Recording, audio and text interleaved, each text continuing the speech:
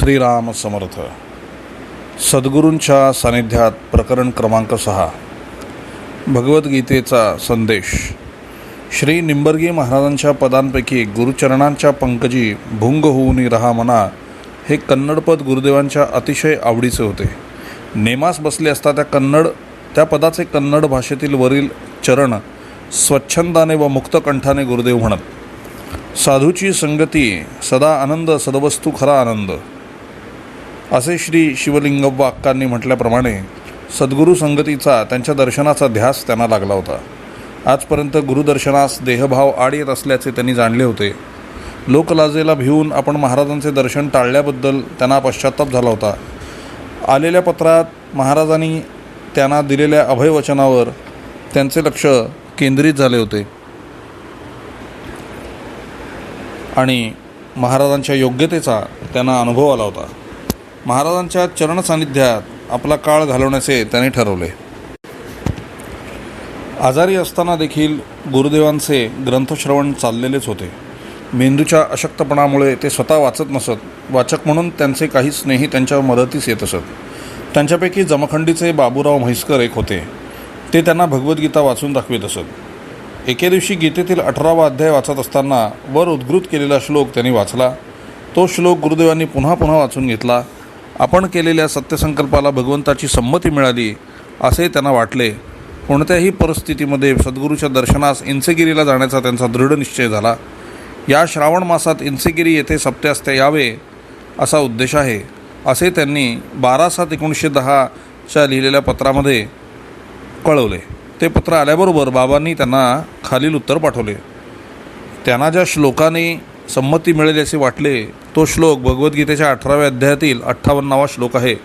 मच्चिता सर्व दुर्गाणी मतप्रसाद तरिष्यसी अथ चेतव अहंकाराश शोषस्य विनक्षसी. हा तो श्लोक होता. आता त्याने बाबांनी त्यांना खालील जे पत्र पाठवले होते त्याचे उत्तर असं आहे. श्री सद्गुरू समर्थ महाराज उमदी यांचे स्वारी काल रोजी विजापूरहून सोलापुरास गेले. हल्ली सोलापूर मुक्काम आहे. 8-10 दिवस तेथे मुक्काम होईल. तेथे सोलापुरास फौजदार चावडीनजीक बयाबाई सोहने यांचे वाड्यात राहत आहे. आपले सवड व अंतःकरणाची इच्छा व जसे होईल तेव्हा येणे, यासी काही अडथळा येणार नाही. मुख्य देवास भक्तीचे मनास आनंद देणे हेच कर्तव्य आहे. आपणास सवड होईल तेव्हा समक्ष सद्गुरू महाराज भेट होता सर्व गोष्टीचे निकाल सहजच होत आहे. यात बिलकुल अंदेशा नाही. भेटीचे लाभ होईलच. तारीख 17/7/1990. आपल्या मनाचा निश्चय, भगवंताचा संदेश व बाबांनी लिहिलेले अभयवाक्य या तिहींमध्ये एकवाक्यता झालेली पाहून आपल्या पत्नी व मातोश्रींना बरोबर घेऊन गुरुदेव इंचगिरीस गेले. महाराजांचा मुक्काम सोलापुरास असल्याने त्यांनी बयाबाई सोहनी यांच्याकडेच मुक्काम केला. संशय चक्रात गुरुदेवांची प्रकृती तोळामासाच होती. अखेरपर्यंत ती तशीच राहिली. हवा पाण्याच्या फेरबदलामुळे सोलापुरास आल्यावर त्यांना अमांशाचा त्रास सुरू झाला. त्यांचा त्रास पाहून बयाबाईंनी आपणास माहीत असलेले घरगुती औषध तयार करून गुरुदेवांना घेण्यास सांगितले. आपले धन्वंतरी आपल्या जवळ असताना इतर औषध काय कामाचे म्हणून त्यांनी ते औषध घेतले नाही. रामभाऊंच्या करता मी हे औषध तयार केले पण ते घेत नाहीत अशी तक्रार बयाबाईंनी महाराजांकडे केली. त्यांचा भाव महाराजांनी ओळखला. देवच सगुण रूपात येऊन तुला औषध देत असता नको का म्हणतोस असे महाराजांनी गुरुदेवांना विचारले. आपण घे म्हणता मग घेतो असे सांगून गुरुदेवांनी ते औषध घेतले. 1-2 दिवसातच त्यांचा त्रास कमी झाला. आपल्याबरोबर गुरुदेवांनीही काही दिवस राहावे असे श्री महाराजांच्या मनात होते. स्पष्टपणे तसे सांगण्याचा त्यांचा स्वभाव नव्हता. तोच गुरुदेवांचाही स्वभाव होता. अमुक एक गोष्ट करा म्हणून ते कोणाला स्पष्टपणे सांगत नसत. तो गुण त्यांनी महाराजांपासून उचलला असावा. सोलापूरच्या मुक्कामात एके दिवशी आपण नेमास जाताना तेथे असलेला दासबोध ग्रंथ उघडून गुरुदेवांच्या हातात वाचावयास महाराजांनी दिला. त्याने उघडलेला समास होता दशक 18 समास 2. त्याच्या सुरुवातीच्या ओव्या अशा: नेणपणे झाले ते झाले, झाले ते होऊन गेले, जाणतेपणे वर्तले पाहिजे नेमस्त, जाणत्याची संगती धरावी, जाणत्याची सेवा करावी, जाणत्याची सद्बुद्धी घ्यावी हळूहळू. महाराजांनी वाचण्यास सांगितलेल्या या ओव्या म्हणजे गुरुदेवांच्या मागील पत्राचे उत्तरच होते. शिवाय आपल्या मनातील विचार महाराजांनी त्यांना कळवला असे म्हटले तरी चालेल. महाराजांच्या पवित्र सहवासात श्रावण महिना काढावा अशा आपल्या विचाराने महाराजांची संमती मिळाल्याचे वाचून गुरुदेवांना आनंद झाला. या ओव्या गुरुदेवांना मार्गदर्शन करण्यास पुऱ्या झाल्या. आपल्या मातोश्री व पत्नीसह महाराजांचा मुक्काम असे तोपर्यंत सोलापुरातच राहण्याचा त्यांनी निश्चय केला. याच मुक्कामात आपल्या पत्नींना महाराजांकडे त्यांनी नाम देवविले. सोलापूरचा सप्ताह संपला. तेथून 5-6 मैलावर असलेल्या एका गावास महाराज निघाले. महाराजांच्या सांगण्यावरून गुरुदेवही त्यांच्याबरोबर निघाले. दोघे एकाच टांग्यातून जात होते, पण दोघे असल्याचा फायदा घ्यावा म्हणून गुरुदेवांनी आपणास आलेल्या आत्मिक अनुभवाबद्दल त्यांना सांगितले. आपल्या सांगण्यास महाराजांकडून काहीतरी प्रतिसाद मिळेल असे त्यांना वाटत होते, परंतु महाराज नुसते ऐकत होते. गुरुदेवांची निराशा झाली. आपल्या बोलण्याकडे त्यांचे लक्ष होते किंवा नाही अशी शंका गुरुदेवांना आली. पण महाराजांना सांगायचे कसे असे वाटून ते काही बोलले नाहीत. कुमठ्याच्या मुक्कामात एके दिवशी महाराज बाहेर निघाले असता मांजर आडवे गेले. कोणत्याही कामास जातेवेळी मांजर आडवे गेल्यास अपशकुन समजला जातो अशी लहानपणापासून अंधश्रद्धा असलेल्या गुरुदेवांचे लक्ष महाराज काय करतात याच्याकडे लागले होते.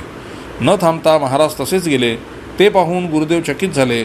न थांबताच महाराज कसे गेले असतील याबद्दल गुरुदेवांना गूढ पडले. इंचगिरीचा पहिला प्रवास. सोलापूर कुमठे करून महाराज इंचगिरीस निघाले. त्या काळी सोलापूरहून इंचगिरीस जायचे ते आगगाडीनेच जावे लागे. निंबाळ स्थानकावर उतरून पुढे 13 मैल बैलगाडीने अगर पायी जावे लागे. सोलापूर ते हुबळी रेल्वे मार्गावर निंबाळ नावाचे स्थानक आहे. स्थानकापासून अर्धा फरलांगावर पूर्वेकडे श्री गुरुदेव रानडे आश्रम आहे. निंबाळ स्थानकावर उतरून पुढे 13 मैल बैलगाडीने अगर पायी जावे लागे. गुरुदेव त्यांच्या मातोश्रींसह महाराजांबरोबर निघाले. निंबाळ स्थानकावर गाडी आली तेव्हा दुपारच्या भजनाची वेळ झाली होती. तेथेच प्लॅटफॉर्मवरील एका वडाच्या झाडाखाली बसून महाराजांनी दुपारचे भजन केले. नंतर आपल्या बरोबरीच्या मंडळींसह महाराज होर्तीस गेले व तेथे त्यांनी मुक्काम केला. निंबाळच्या स्थानकावरील वडाचे झाड पाहिले की गुरुदेवांना महाराजांची आठवण होत असे. ती त्यांनी आपल्या बरोबरीच्या लोकांना कितीतरी वेळा सांगितली असेल, पण प्रत्येक वेळा त्यांना ती आठवण नवीनच वाटत असे आणि ते त्यात रंगून जात. महाराज कोठेही गेले तरी कोणत्याही परिस्थितीत आपला नित्याचा नेम व पोथी भजन कधीच चुकवीत नसत. रात्रीच्या पोथीच्या वेळी नेहमीप्रमाणे तेथे जमलेल्या नामधारकांपैकी एकास त्यांनी पद म्हणावयास सांगितले. गुरुवे निम्म यज्ञेनु मरदे नडेदवनु हे कन्नड पद त्यांनी म्हटले. पद म्हणून झाल्यावर पदाचा अर्थ समजला का असे महाराजांनी गुरुदेवांना विचारले. त्या पदातील गरुड व उरग या 2 शब्दांचा अर्थ समजला. बाकीच्या पदाचा अर्थ कळला नाही असे गुरुदेवांनी खरेच ते सांगितले. गुरुदेवांना कन्नड भाषा समजत नाही हे पाहून महाराजांना बरे वाटले नाही. तुझ्या गुरुची म्हणजे श्री निंबर्गी महाराजांची ती भाषा आहे, ती तुला आली पाहिजे असे महाराज सहज बोलून गेले. पण संतांचे सहज बोलणे हितोपदेश असे असते हे कळायला गुरुदेवांना वेळ लागला नाही. आपण कन्नड भाषा शिकलीच पाहिजे असा त्यांनी निश्चय केला. महाराजांच्या मनात आले आणि ते होऊन गेले. पुढे इसवी सन 1912-13 साली डेक्कन कॉलेजात क्युरेटर म्हणून काम पाहत असताना गुरुदेव कन्नड भाषा शिकले. त्यांच्या या भाषेच्या अभ्यासाचा आरंभ श्री निंबर्गी महाराजवर वचनगळू या पुस्तकाच्या वाचनापासून झाला. पुढे त्यांनी या भाषेवर प्रभुत्व मिळवून कन्नड साहित्यातील साक्षात्कार मार्ग या विषयावर इंग्रजीत ग्रंथ लिहिला. जुळ्या भावंडांची भेट. प्रथम भेट. बाबा व गुरुदेव. बाबा म्हणजे अंबुराव महाराज व गुरुदेव म्हणजे गुरुदेव रानडे. बाबा व गुरुदेव या दोघांच्या परस्पर भेटीचा योग अद्यापी आला नव्हता. एकमेकांच्याबद्दल एकमेकांना अप्रत्यक्ष माहिती होती. त्यांचा पत्रव्यवहारही झाला होता. इंचगिरीस आले त्यावेळी गुरुदेवांची प्रकृती बेताचीच होती. त्यांची व्यवस्था स्वतंत्र रीतीने होणे जरूर होते. इंचगिरीस ते पहिल्यांदाच आले होते. नवीन वातावरणात राहण्याचा त्यांचा हा पहिलाच प्रसंग. त्यांच्या अडीअडचणी पाहण्यास कोणीतरी जबाबदार व्यक्ती हवी आणि ती म्हणजे बाबाच असे श्री महाराजांना वाटले. अंबुराया, रामराया आला आहे. श्रावण मासात तो येथेच राहणार आहे. तो असेपर्यंत त्याची सर्व जबाबदारी तुझ्यावर राहील असे महाराजांनी बाबांना सांगितले. रामरायाचा सहवास आपणास मिळणार म्हणून बाबांना, तर बाबांच्यासारख्या श्रेष्ठ साधकाच्या संगतीत त्यांच्या मार्गदर्शनाखाली राहण्याचा योग आपणास लाभणार म्हणून गुरुदेवांना असा परस्परांना आनंद झाला. त्यांचे परस्परांशी इतके प्रेम जडले की आपण जुळी भावंडे असे बाबा त्यांना म्हणत. महाराजांच्या भव्य उदात्त व्यक्तिमत्वामुळे त्यांच्याशी मनमोकळेपणाने बोलण्यास त्यांचे सर्व शिष्य घाबरत असत. त्याचप्रमाणे गुरुदेवांचे होते. म्हणून गुरुदेव आपल्या मनीचे गूढ बाबांना सांगत असत. दोन्ही हृदये एक झाली. अमृताचा कुंभ उलंडावा तैसे परस्पर ह्या हृदयचे त्या हृदयी घातले. अंतरी ब्रह्मानंद होऊ लागला. हरपल्या रश्मी देहभाव हरी या उक्तीप्रमाणे एकमेकांचे हितगुज झाले. या परस्परांचे झालेल्या हितगुजाचा विषय पोथीच्या वेळी महाराजांच्या निरूपणात येईल. गुरुदेव महाराजांकडे विस्मयाने पाहत. एक दोन वेळा असे झाल्यावर गुरुदेवांना वाटले, बाबा आपले मनीचे हितगुज श्री गुरुस सांगत तर नसतील ना. म्हणून एकदा गुरुदेवांनी बाबांना तसे विचारले. बाबा बोलले, रामराया, महाराज सामान्य नव्हेत. आपले हितगुज आपले मनीचे विचार त्यासी आपोआप समजतात. पण गुरुदेवांचे समाधान झाले नाही. म्हणून दुसऱ्या दिवशी पोथीला जाताना बाबांना बरोबर घेऊनच गेले. आश्चर्याची गोष्ट म्हणजे ज्या विषयावर त्या दोघांची चर्चा झाली होती तोच विषय महाराजांनी आपल्या निरूपणात सांगितला. गुरुदेवांना आश्चर्यानंद झाला. आपल्या सद्गुरूंचा महिमा अगाध आहे याचा पुन्हा प्रत्यय आला. ही आठवण सांगताना गुरुदेवांचा आनंद, महाराजांबद्दलचे प्रेम उसळू लागे. माझ्या सद्गुरूंचा अगाध महिमा वर्णू शके दीन मी, अशी त्यांची भावावस्था होत असे. शंका समाधान. इंचेगिरीच्या या वास्तव्यामध्ये सद्गुरूंच्या सानिध्यात बाबांसारख्या श्रेष्ठ साधकाच्या सत्संगतीत नामस्मरण उत्तम निवांत झाले. परमभक्तीचे रहस्य उकलू लागले. शंकांचे समाधान होऊ लागले. असाच एका रात्रीच्या भजनाचा समय महाराज गुरुदेवांकडे आले. तुला जे दिसते ते या समोरच्या आर्गिणीच्या दिव्यावर दिसते का, असे वदले. त्या दिव्याकडे पाहून हो मला दिसते असे गुरुदेवांनी सांगितल्यावर बरोबर असे महाराज म्हणाले. कुमठ्याला जाताना महाराजांना त्यांनी सांगितलेल्या अनुभवाबद्दलचा खुलासा गुरुदेवांना त्या रात्री मिळाला. पुढे एका सिटिंगमध्ये 1910 आलेला दुसरा एक अनुभव 35 वर्षाच्या साधनाने सिद्ध झाला नाही असे सांगून एकदा आलेला अनुभव स्थिर होण्यास किती काळ लागेल हे सांगता येत नाही व तो स्थिर होईलच असेही सांगता येत नाही असे गुरुदेवांनी सांगितले. एके दिवशी महाराजांच्या निरूपणामध्ये शकुनाची गोष्ट निघाली. काही लोकांना वाटते की मांजर आडवे गेले तर अपशकुन होतो. अशा प्रकारच्या अंधश्रद्धा त्यांच्या मनात घट्ट बसलेल्या असतात. पण आम्ही कोणत्याही प्रकारचा अपशकुन मानित नाही. मांजर आडवे गेले तरी त्याच्या अलीकडे दिसणाऱ्या देवाच्या रूपावर आमची दृष्टी असते असे महाराजांनी स्पष्ट शब्दात सांगितले. शकुन अपशकुनाबद्दलच्या गुरुदेवांच्या मनातील शंकांना योग्य व तर्काला अनुसरून उत्तर मिळाले. तेव्हापासून शकुन अपशकुनाबद्दलचा त्यांचा अभिप्राय बदलला. तो डोळस झाला. आपले सद्गुरू किती बुद्धिनिष्ठ होते. त्यांनी अंधश्रद्धेस कधीच थारा दिला नाही असे गुरुदेव सांगत होते. नारायणराव काळे नावाच्या महाराजांच्या शिष्याने काव्यात्मक पत्र लिहिले होते. त्याला उत्तर महाराजांनी गुरुदेवांकडून काव्यातच पाठवले. त्यात महाराजांचे 2 हेतू असावेत. एक, काळे यांचा अहंकार घालवणे व दुसरा हेतू गुरुदेवांच्या काव्यशक्तीस प्रोत्साहन देणे.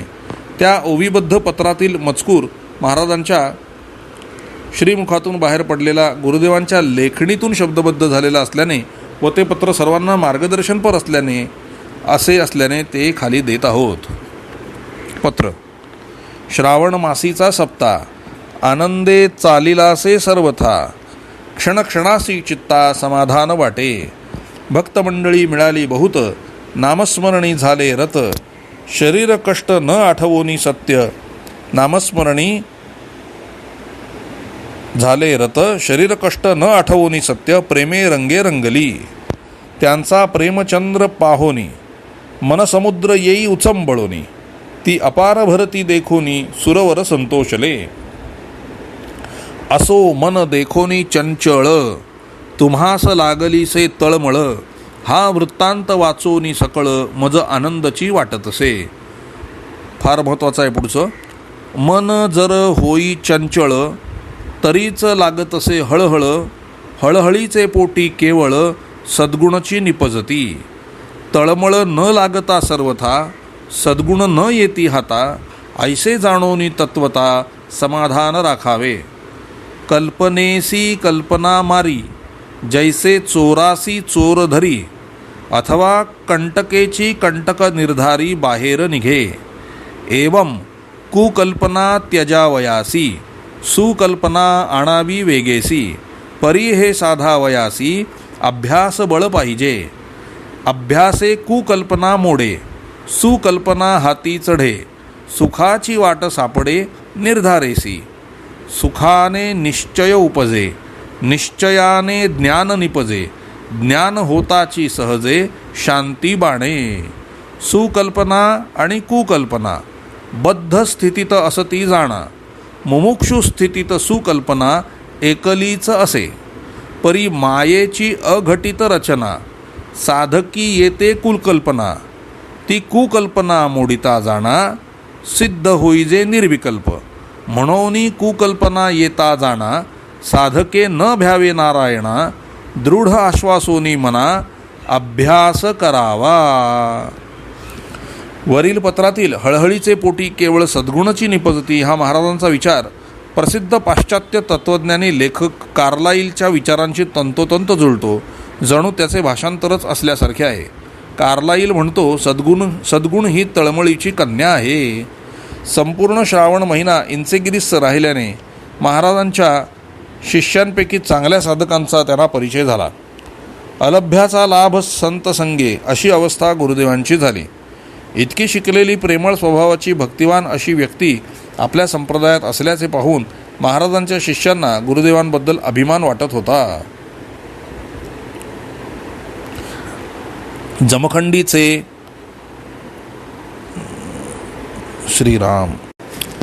जमखंडीचे गिरमल्लप्पा महाराज, महादेव भटजी, नागपण्णा निंबर्गी, शंकरेप्पा ककमरी व चडचणचे शेट्टेप्पा अशा साधकांचा त्यांना निकट सहवास लाभला. त्यांच्या जोडीला बसून साधन करण्याचा त्यांना सुयोग लाभला. जमखंडीचे नंद्याप्पांना न्यामगौडा यांचा निकट संबंध आला व त्यांचा स्नेहही वाढतच गेला. फक्त श्री शिवलिंगव्वांच्या प्रत्यक्ष भेटीचा योग मात्र आला नाही. अंतरंगाचे दार उघडले. सद्गुरूंचे सानिध्य, संतसंगती व नामसाधन या त्रिवेणी संगमात न्हाऊन निघालेल्या गुरुदेवांच्या अंतरंगाचे कवाड उघडले आणि आत असलेल्या त्यांच्या कुकल्पना व पापाचे विचार कोठच्या कोठे पळून गेले. सद्गुरूंचे सानिध्य, संतसंगती व नामसाधन या त्रिवेणी संगमात धावून निघालेल्या गुरुदेवांच्या अंतरंगाचे कवाड उघडले आणि आत असलेल्या त्यांच्या कुकल्पना व पापाचे विचार कोठच्या कोठे पळून गेले. याचा सरळ अर्थ आहे की मनामध्ये जे काही वाईट विचार येतात ते सगळे नामस्मरणाने तर नाहीसे होतातच, पण 3 गोष्टी फार आवश्यक आहेत. सगळ्यात प्रथम आहे सद्गुरूंचे सानिध्य, संतसंगती व नामसाधन. आणि यापैकी काहीच मिळत नसेल तर त्यातल्या त्यात नामसाधन हे सदा सर्वदा 24 तास करता येण्यासारखे आहे असं महाराज म्हणाले. त्यामुळे नामसाधन अखंड केल्यास आपोआपच वाईट विचार मनातून निघून जातात असं सर्व साधकांचा अनुभव येतो. असोत, सद्गुरूंचे सानिध्य, संतसंगती व नामसाधन या त्रिवेणी संगमात न्हाऊन निघालेल्या गुरुदेवांच्या अंतरंगाचे कवाड उघडले आणि आत असलेल्या त्यांच्या कुकल्पना व पापाचे विचार कोठच्या कोठे पळून गेले. हरपली सत्ता न उराली वासना अशी स्थिती गुरुदेवांची झाली. मन बुद्धी स्थिर झाली. अष्टसात्विक भाव त्यांच्या शरीरी प्रगटले. कन्नड साहित्यातील साक्षात्कार मार्ग या आपल्या ग्रंथामध्ये अंतरंगाचे दार उघडले या विजयदासांच्या पदावर लिहिताना आपल्या सध्याच्या मनस्थितीचेच वर्णन त्यांनी केल्यासारखे वाटते. दैवी कृपेने किल्ली मिळाली. दार उघडण्यास लागणारे बळ सद्गुरूंनी दिले. अंतरंगाचे दार उघडण्यास देवाची कृपा, सद्गुरूंची शक्ती, संतांची संगती या तिहींच्या मदतीने दार उघडले असे त्यांनी लिहिले आहे. या सप्ताहात आपणास जे आत्मिक अनुभव आले त्याचे वर्णन त्यांनी खालील अभंगात केले आहे. हा जो अनुभव आता त्यांनी खाली दिलेला आहे तो अध्यात्मशास्त्रामध्ये शेवटचा अनुभव असं म्हटलं जातं. म्हणजे आत्मसाक्षात्कार झाल्यानंतरचा शेवटचा अनुभव असं म्हटलं जातं. म्हणजे प्रत्येकास तसाच येतो असं नाही, पण बहुतेकास तसाच येतो. किंबहुना हा अनुभव म्हणजे शेषाचे दर्शन आहे. शेषनागाचं म्हणजे शेषाचं दर्शन आहे, म्हणजे अनंताचं म्हणजेच त्या भगवंताचं म्हणजेच आत्म्याचं परमात्म्याचं दर्शन झाल्यासारखंच आहे. म्हणून म्हणतात की आत्मसाक्षात्काराच्या वाटेवर हा शेवटचा अनुभव आहे. तो अभंग असा आहे त्यांनी लिहिलेला. अनंतरूपी आत्मा बिंबविला डोळा, होतसे सोहळा आनंदाचा. शेषाचे वेटोळे प्रकाश चांदण्याचा, दिसतसे साचा दृष्टीपुढे. मोतियाचे जाळे शुद्धवत चुरा, शोभे जसा हिरा चकचकीत. चक्रामध्ये चक्र एक नीलवर्ण, गुरुकृपे जाण दिसत असे. श्रावण मासाचा सप्ताह संपला. गावी परत जाण्याचा दिवस जवळ आला. गुरुचरणाजवळ राहिल्याने दोन्ही बाजूंनी गुरुदेवांना आनंद झाला होता. शरीर प्रकृती चांगली सुधारली. त्यांच्या देहास आरोग्य लाभले. परमार्थाच्या बाजूने त्यांच्या अनुभवात वाढ झाली होती. त्याचाही आनंद त्यांनी चाखला होता. महाराजांना सोडून दूर जाण्यास गुरुदेवांचे मन तयार होईना. आपल्या मनातील विचार मोकळेपणाने बोलून न दाखवता इंचेगिरीची हवा चांगली आहे असे ते महाराजांना म्हणाले. तेव्हा महाराज त्यांना काय म्हणाले, अरे हवा तरी कोणी केली असे विचारून महाराजांनी त्यांना पुण्याला जाण्यास परवानगी दिली. हा सप्ताह झाल्यावर एका वर्षाने नंदेप्पण्णा यांना लिहिलेल्या पत्रात ते म्हणतात, गतवर्षी इंचेगिरीस असताना श्रावण मासाचा उत्सव जो पाहण्यास मिळाला व त्या योगाने समाधान झाले ते लिहिता येत नाही. मिळता अनुभवाचे संत तो एकांता परिस एकांत. तारीख 11/7/1911 सालचं हे पत्र आहे. जानकी जीवनस्मरण जय जय राम प्रकरण क्रमांक 6 पूर्ण. आता पुढे प्रकरण क्रमांक 7 बघू. श्रीराम श्रीराम श्रीराम.